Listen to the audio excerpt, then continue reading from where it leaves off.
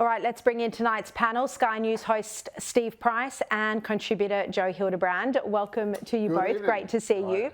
Well, let's start with tonight's breaking news, Joe. Peter Dutton is right now in Israel. He's going to be meeting, as I just revealed, with the Israeli President Isaac Herzog, with the Israeli Foreign Minister, senior members of the government. Joe, this stands in obvious contrast to our Prime Minister, who has refused to pay a solidarity visit to Israel since October 7. Yeah, it does. Look, I initially said that Anthony Albanese needed to wait for an invitation to visit Israel from the Prime Minister Benjamin Netanyahu. It seems that invitation is not going to be forthcoming.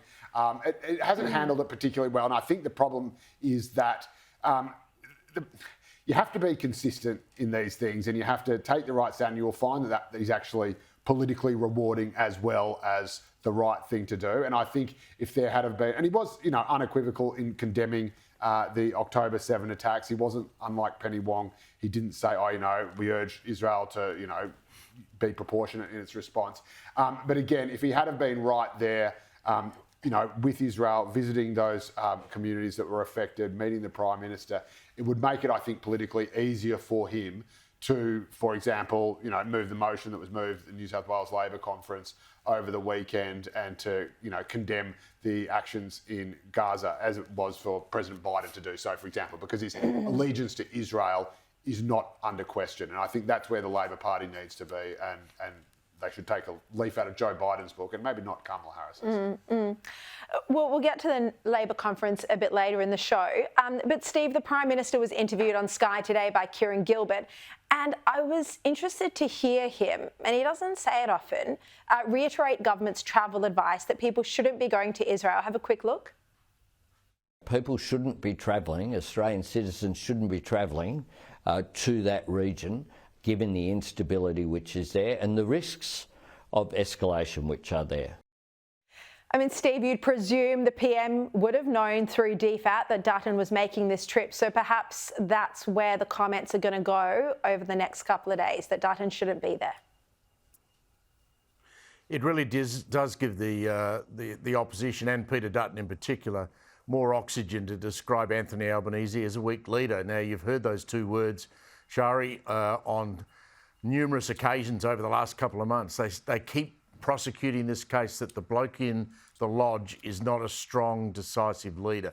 So what Peter Dutton's trip does, of course, is put even more pressure on Anthony Albanese in that regard. And so, and you can't underestimate either that it is a dangerous place at the moment. And Peter Dutton has decided to go on this very quick trip over 3 days. This whole Hezbollah issue could blow up while he's in the air or on the ground there in Israel. And it shows that he's prepared to actually go there and show an example of what Australia would be like under a Dutton government and the Dutton government's attitude to Israel. It shows a very big gap between the Albanese government and what Peter Dutton would be like in power. And I think that's what the aim of the trip is as well. Yeah, indeed. Joe, let's turn to the weekend's reshuffle, Sunday's reshuffle. Look, the Prime Minister has tried to say, oh no, there were no failings by Claire O'Neill. She was doing an excellent job. Everybody wins. It's like a children's birthday party. Everybody gets a prize. Yeah, but this is ridiculous. No one believes that ministers were performing so well that they just had to be moved out of their portfolios. Well, of course no one believes it, but he has to say it, doesn't he? He's the Prime Minister. They're his colleagues. He's saying the right thing. It's like when, you send out an email saying that, like Joe will be leaving us at the end of this month after 15 years with the company. We wish him well in his future endeavours. He's been a wonderful employee. Of course he's going to say that. Blind Freddie knows that's not the case. I don't think this reshuffle is the disaster that a lot of people seem to be painting it as. It seems very sensible to me. Sensible? Tony Burke in Home Affairs? I like it. Tony Burke is a really, really strong performer. People might not agree with his past decisions or his past positions, but he's a very strong performer. He's smart. He's a strong parliamentary performer. He'll be able to handle it very well, I think. Andrew Giles, I think, is the real sort of, I suppose, culprit in the disaster over the immigrant detainees, and he's been absolutely shafted. He's been absolutely shelled, but it looks like a move sideways technically, so that's fine. Again, when was the last time you heard about the wonderful work Brendan O'Connor was doing in skills? Never. That's why no one's going to hear from Andrew Giles ever again. Claire O'Neill, a bit like Bill Shorten being sent to NDIS, you've got a portfolio that wasn't even in cabinet the last time Labor were in government.